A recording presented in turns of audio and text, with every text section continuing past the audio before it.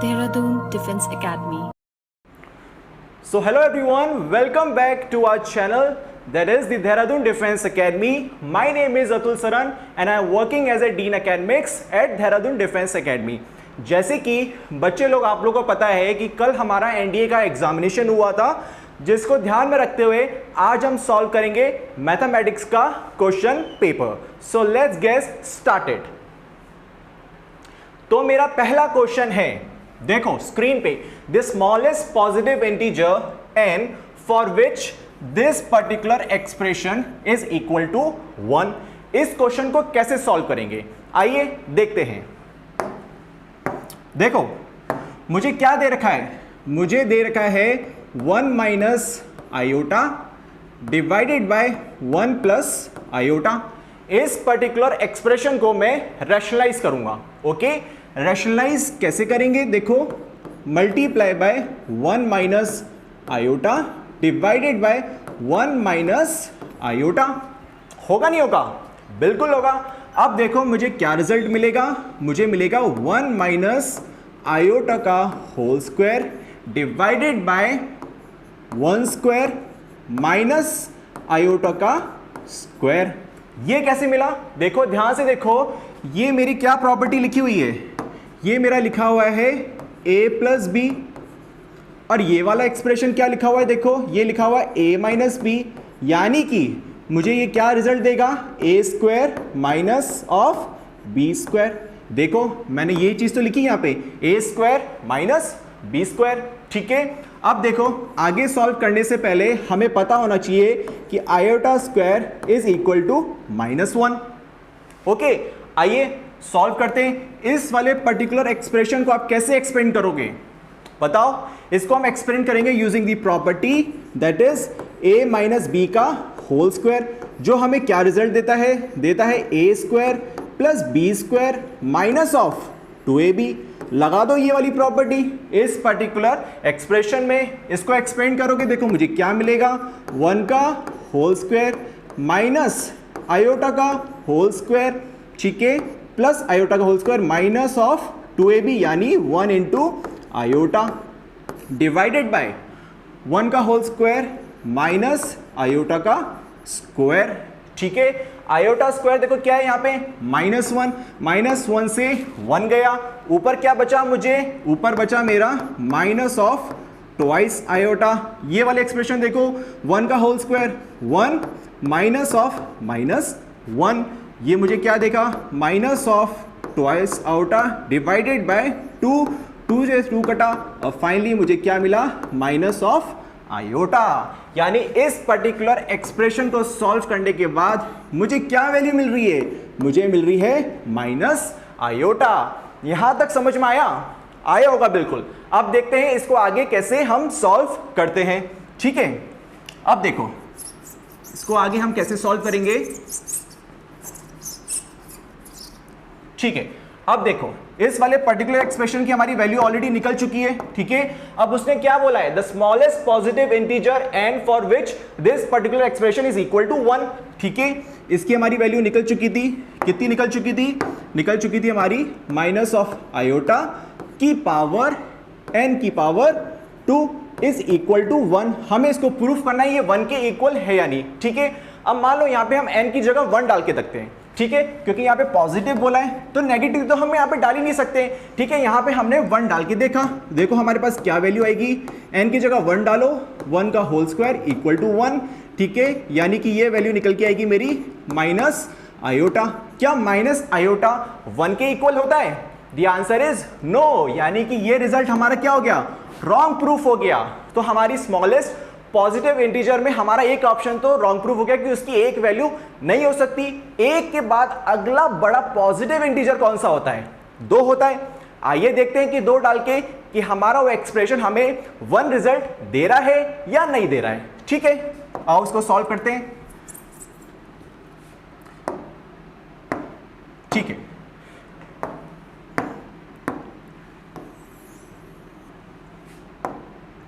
अब देखो मेरे पास क्या वैल्यू थी, माइनस ऑफ आयोटा. अब यहां पे मैंने n की जगह डाला 2. ठीक है, अब यानी कि यहां पे क्या आएगा, 2 की पावर 2 इज इक्वल टू 1। ये हमें प्रूफ करना है, ठीक है, टू प्रूफ, ठीक है। अब देखो इसको सॉल्व करते हैं। इसको मैं ऐसे लिख सकता हूं, इस 2 को मैं अंदर लिया है, यानी माइनस आयोटा का होल स्क्वायर की पावर 2 इज इक्वल टू 1। हाँ, अब बताओ आयोटा स्क्वायर कितना है, हमने ऑलरेडी प्रूफ कर रखा है, -1। वैल्यू डालो, -1 का होल स्क्वायर इक्वल टू 1। बताओ ये मेरा क्या बनाएगा एक्सप्रेशन, ये मेरा बनाएगा 1 इक्वल टू 1। हैंस प्रूव्ड, यानी कि जो स्मॉलेस्ट पॉजिटिव इंटीजर की जो मुझे वैल्यू चाहिए थी, जिसके लिए ये पर्टिकुलर एक्सप्रेशन 1 के बराबर हो जाता, उसकी क्या वैल्यू निकाली, वो निकली the answer A is the correct option. ठीक है, आइए देखते हैं इसका अगला क्वेश्चन। ओके, नेक्स्ट क्वेश्चन बोल रहा है मेरा the value of x satisfying the equation log sin x to the base cos x equal to 1, where x का जो इंटरवल दे रखा है वो 0 से π/2 के बीच दे रखा है। दे रखा है, नहीं दे रखा है, बिल्कुल दे रखा है। अब इस क्वेश्चन को सॉल्व करने से पहले आपको एक लॉग की प्रॉपर्टी याद होनी चाहिए, ठीक है। कौन सी प्रॉपर्टी है, आइए देखते हैं वो वाली प्रॉपर्टी, ओके, जिसका है log ऑफ sin x, ठीक है, to the base cos x। इसको मैं कैसे लिख सकता हूं, इसको मैं लिख सकता हूं log of sin x divided by log of cos x। अरे सर ये कौन सी प्रॉपर्टी यूज करके आपने लिख दिया, तो बच्चा लोग ये प्रॉपर्टी होती है हमारी log a to the base b। इसको मैं कैसे लिख सकता हूं, इसको लिख सकता हूं log a divided by log b। यही वाली प्रॉपर्टी यूज करके हम इस पर्टिकुलर क्वेश्चन को सॉल्व करेंगे। तो आइए करते हैं इस क्वेश्चन को हम सॉल्व, ठीक है। अब देखो log sin x to the base cos x को मैं कैसे लिख दूंगा, मैंने बताया इस प्रॉपर्टी को यूज करके। आओ लिखो और देखते हैं हमारा क्या रिजल्ट आता है। देखो log sin x divided by log of cos x equal to 1, ठीक है। आगे कैसे सॉल्व करूंगा, देखो इसको log of sin x equal to log of cos x। log से log कटा, ठीक है, और मेरे पास x का इंटरवल क्या दे रखा है, मेरा 0 से बड़ा और π/2 से छोटा।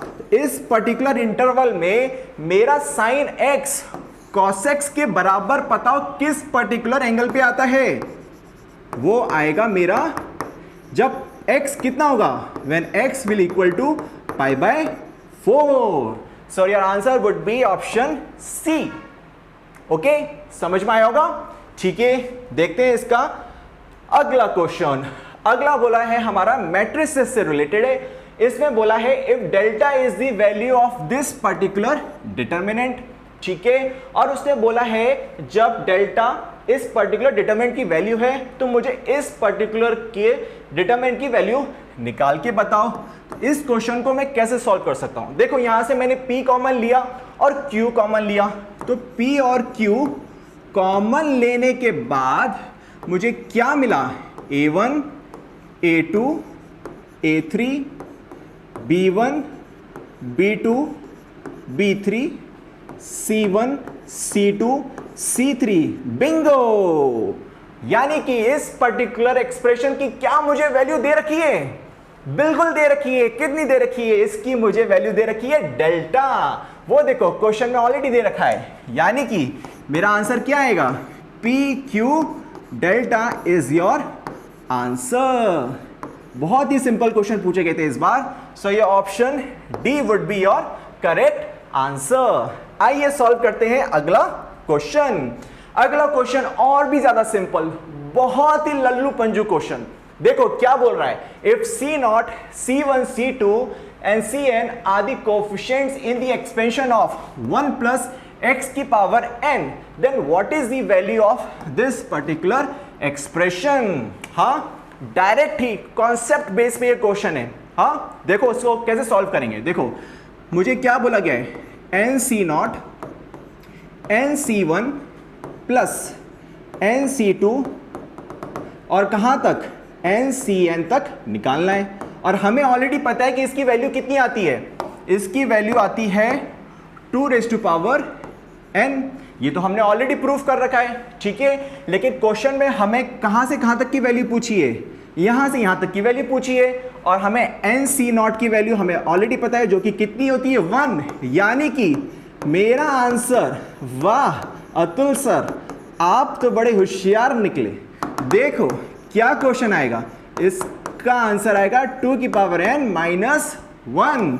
सिंपल था नहीं था, बिल्कुल कॉन्सेप्ट बेस पे। So option C is the correct. Sorry, ये यहां ये देखो, यहां कंफ्यूजन हो जाएगा आपको कि n-1 है या ये देखो पावर में है और ये 2n-1।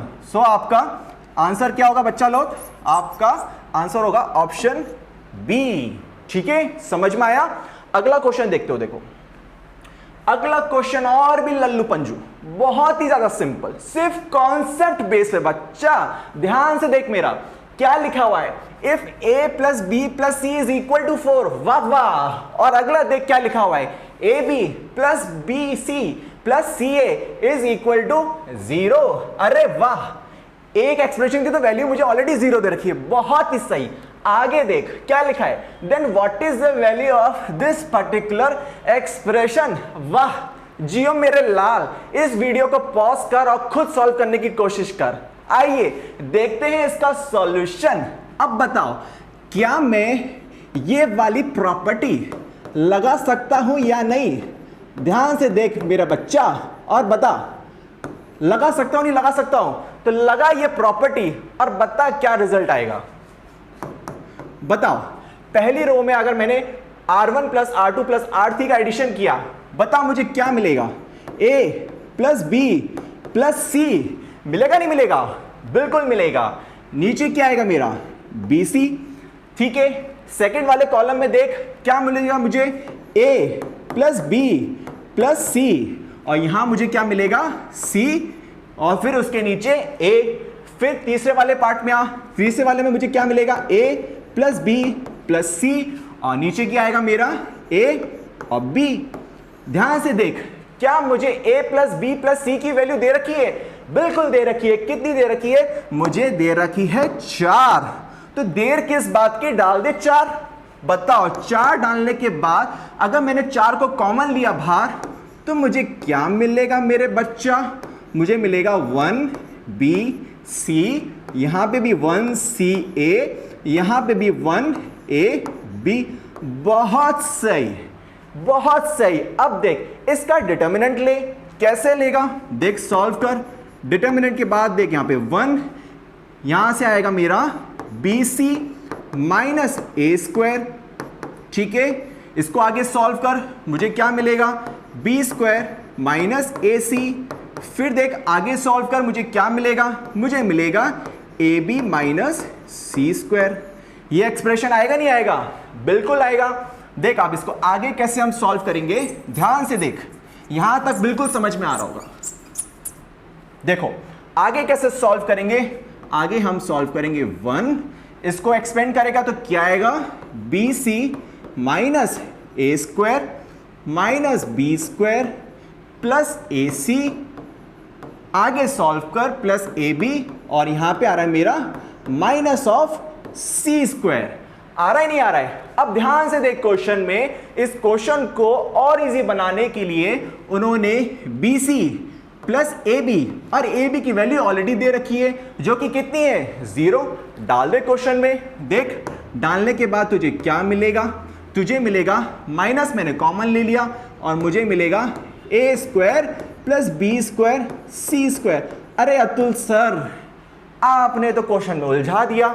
अब हम A² plus B² plus C² की वैल्यू कहां से निकालेंगे। अरे मेरे अकल के अंधो, ध्यान से देखो, आपको A plus B plus C का दे रखा है, कितनी वैल्यू 4। अगर आपको एक आइडेंटिटी याद हो ध्यान से, कौन सी वाली sir, A plus B plus C का होल स्क्वायर। वाह मजा आ गया। इसको कैसे एक्सपेंड करेगा, इसको करेगा A² plus B² plus C² plus twice of AB plus BC plus C A. अरे वाह मेरे लाल, इसका value 0। a plus B plus C is equal to 4। यानी कि इस एक्सप्रेशन की मेरी वैल्यू कितनी आ गई? मेरी आ गई 16। जियो मेरे लाल, 16 को इसमें डाल दे, क्या आएगा? -4 इंटू 16, यानी कि -64 इज योर आंसर। ऑप्शन में है, बिल्कुल है। हम सॉल्व करें और ऑप्शन में नहीं हो आंसर, ऐसा हो ही नहीं सकता। आइए सॉल्व करते हैं अगला क्वेश्चन। अगला और भी लल्लू और भी पंजू। देखो अभी जो मैंने आपको लॉगरिथम की प्रॉपर्टी बताई थी वो इसमें भी यूज होगी। हाँ, कैसे यूज होगी सर? वाओ, देखते हैं। अभी मैंने बताया था log a to the base b, इसको हम कैसे लिख सकते हैं? इसको हम लिख सकते हैं log a divided by log b। बस बच्चा लोग यही प्रॉपर्टी इसमें लगा दो। बताओ इस वाले एक्सप्रेशन को मैं कैसे लिख सकता हूं? इसको लिख सकता हूं log 2 divided by log n plus उसके बाद log 3 divided by log n। बहुत सही। आगे log 4 divided by log n। आगे, अरे बोलो मेरे प्यारे, आगे कितना आएगा? log 100 divided by log n। अरे सर वाह, क्वेश्चन तो आपने बहुत सरल कर दिया। अब बताओ यहां पे ये सबका बेस सेम है या नहीं? बिल्कुल सेम है सर। तो लगा दो प्रॉपर्टी लॉगरिथम की जिसमें बेस सेम होता है। आपको क्या मिलेगा? log 2 into 3 into 4। और ये कहां तक जा रहा है मेरे लाल? ये जा रहा है मेरा 100 तक। और यहां पे log n, इस वाले पर्टिकुलर एक्सप्रेशन को देख, ये क्या लिखा हुआ है? ये 100 फैक्टोरियल लिखा हुआ है, नहीं हुआ है? बिल्कुल लिखा हुआ है। और नीचे देख n की वैल्यू मेरी क्या दे रखी है? log से log कटेगा, n की वैल्यू मेरी दे रखी है 100 फैक्टोरियल। अरे वाह, काट इसको। और आंसर क्या आया मेरा? 1। यानी कि option B is the correct answer. आइए देखते हैं अगला क्वेश्चन। अगला क्वेश्चन और भी सिंपल, डायरेक्टली फॉर्मूला बेस्ड। देखो क्या बोला है, अगर z की वैल्यू बताई हुई है 1 प्लस आयोटा, और आयोटा कितना बोला है मुझे? Under root of -i। तो मुझे इस एक्सप्रेशन के मॉडुलस की वैल्यू निकालनी है। ठीक है, कुछ मत करो, z की वैल्यू उठा के सिंपल इसमें डाल दो। हाँ, सॉल्व करना है आप लोग को। चलो देख लेते सर, आपके लिए तो अतुल सर हमेशा हाजिर रहते हैं। तो z इज इक्वल टू कितनी वैल्यू है? 1 प्लस आयोटा। डाल दे बाबू इस एक्सप्रेशन में वैल्यू, क्या आएगी? 1 प्लस आयोटा। बहुत सही। Plus 2 divided by 1 plus iota. आई नहीं आई? अब इसको रैशनलाइज कर दे। अरे सर क्या बात है, शॉर्ट ट्रिक्स भी देते चल रहे हैं आप। बहुत सही, इसको रैशनलाइज कर, क्या वैल्यू आएगी? 1 minus iota divided by 1 minus iota. आगे सॉल्व कर, क्या आएगा? 1 प्लस आयोटा प्लस इसमें क्या आएगा? देखो 2 1 माइनस आयोटा। यहां पे कौन सी प्रॉपर्टी लगेगी? अभी तो बताया था a प्लस बी और a माइनस बी। लगा दे मेरे बच्चा property, a square minus iota square. Iota square की वैल्यू बताओ कितनी? -1। हाँ, डालो उस वैल्यू को इस क्वेश्चन में, क्या आएगी? 1 प्लस 1, 2 से 2 कटा, इसको सॉल्व करो। 1 plus iota plus 1 minus iota. अरे वाह, 2 का मॉडुलस लोगे तो आंसर क्या आता है? 2 ही आता है। अरे वाह, option B is the correct answer. तो आइए बच्चों लोग देखते हैं हमारा अगला क्वेश्चन। अगला क्वेश्चन क्या बोलता है? देखो, if A and B are 2 matrices, हमारे पास 2 मैट्रिसेस दे रखी है। कौन कौन सी? A and B, such that AB is of the order n into n। यानी कि ये हमें क्या दे रखा है? ये हमें दे रखा है जो फाइनल जो मैट्रिक्स बनी वो कैसी बनी? एक स्क्वायर मैट्रिक्स बनी, नहीं बनी? बिल्कुल बनी। ठीक है, एक स्क्वायर मैट्रिक्स बनी हमें, और उसने पूछा है इस ऑप्शंस में से कौन कौन से करेक्ट हैं। ठीक है। अब देखो मेरे पास एक स्क्वायर मैट्रिक्स कैसे कैसे पॉसिबल है, कैसे कैसे बन सकती है। फॉर एग्जाम्पल मान लो मैंने एक मैट्रिक्स ली जिसका ऑर्डर है 2 इंटू 2। ये कैसी हुई, ये एक स्क्वायर मैट्रिक्स है, बिल्कुल है, ठीक है। और मैंने मान लीजिए ये मैट्रिक्स ए है और एक और मैंने ली बी जिसका ऑर्डर क्या है 2 इंटू 2, ठीक है। ये मैट्रिक्स कौन सी है, बी। ये कैसी मैट्रिक्स है, ये भी एक स्क्वायर मैट्रिक्स है। तो फाइनल रिजल्ट मुझे क्या मिलेगा, देखो ये इसके बराबर है, यानी कि फाइनल मैट्रिक्स मुझे क्या मिलेगी, एक स्क्वायर मैट्रिक्स ही मिलेगी, ठीक है, जिसका ऑर्डर क्या होगा 2 इंटू 2। यानी कि हम बोल सकते हैं यहां से कि अरे सर इसका मतलब option A is the correct answer. नहीं, अब देखो मैं आपको एक केस और देता हूं। एक केस मैंने कैसे दिया, मान लो मेरे पास एक रेक्टेंगुलर मैट्रिक्स है जिसका ऑर्डर क्या है 2 इंटू 3 का, और एक और मैंने रेक्टेंगुलर मैट्रिक्स ली जिसका ऑर्डर क्या है 3 इंटू 2। बताओ फाइनल रिजल्ट मुझे एक स्क्वायर मैट्रिक्स मिलेगी नहीं मिलेगी, बिल्कुल मिलेगी।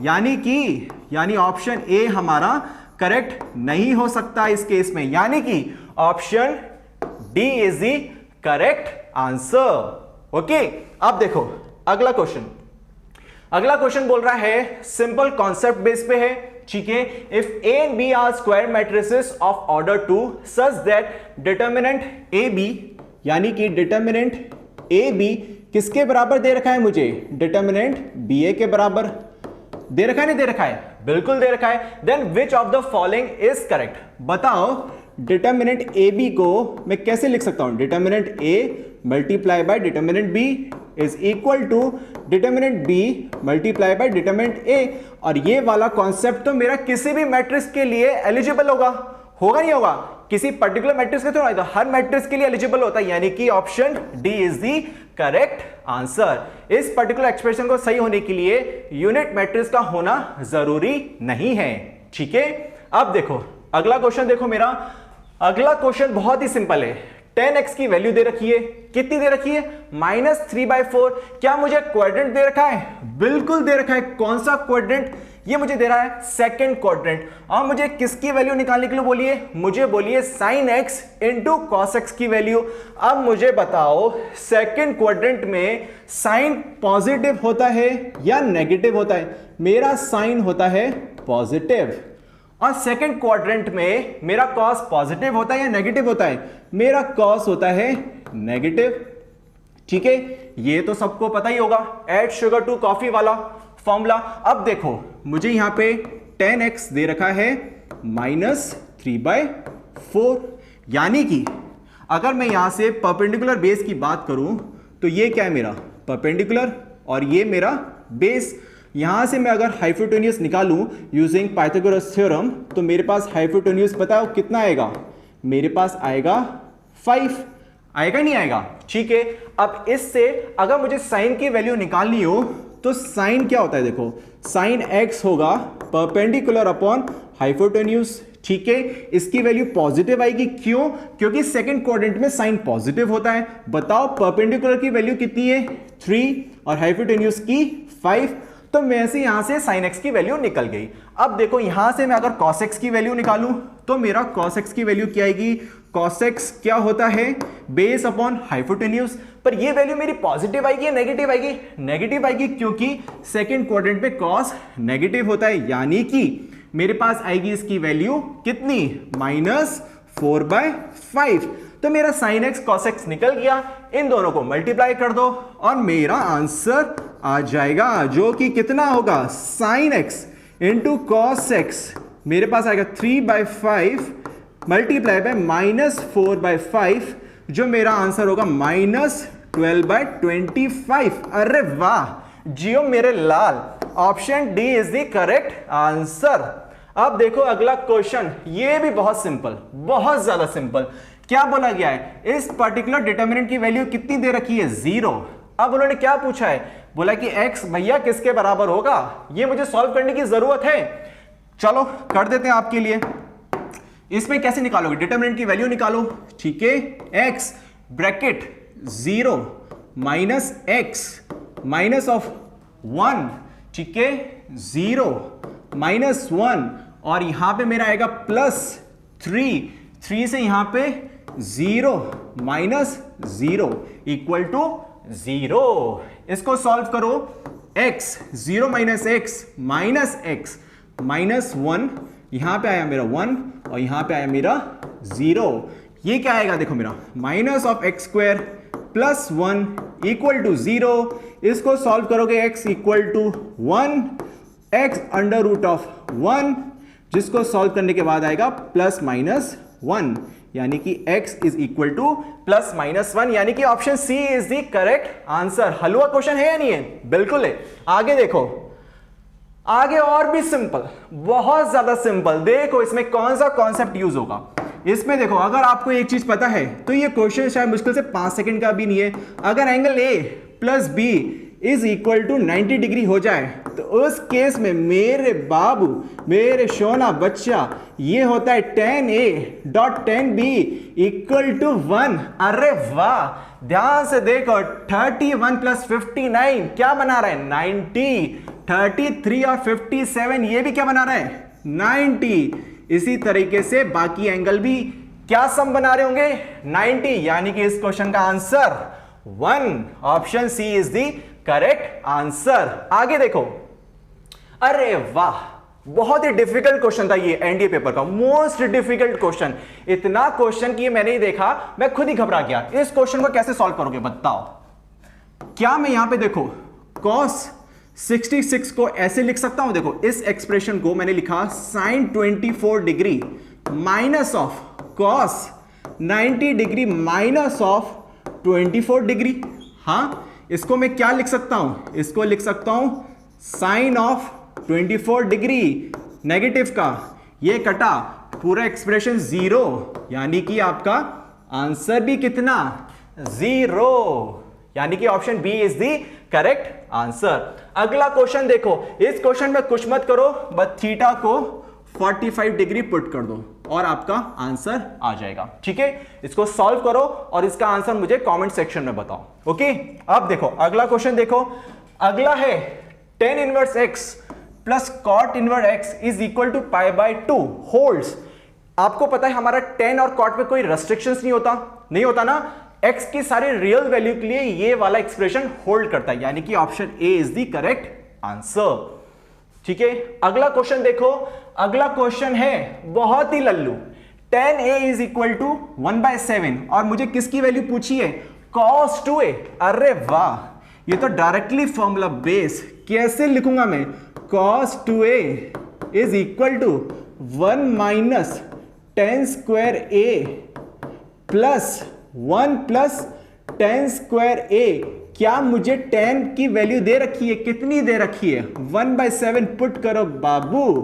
1 minus 1 upon 49, 1 plus 1 upon 49, LCM low, 49 minus 1 48 divided by 49, यहां आएगा 49 डिवाइडेड बाय 50, यानी कि आपका आंसर आएगा 24 डिवाइडेड बाय 25, यानी कि option A is the correct answer.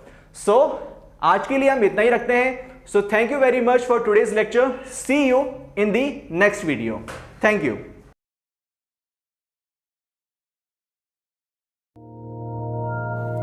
Dehradun Defense Academy, where excellence is the only aim.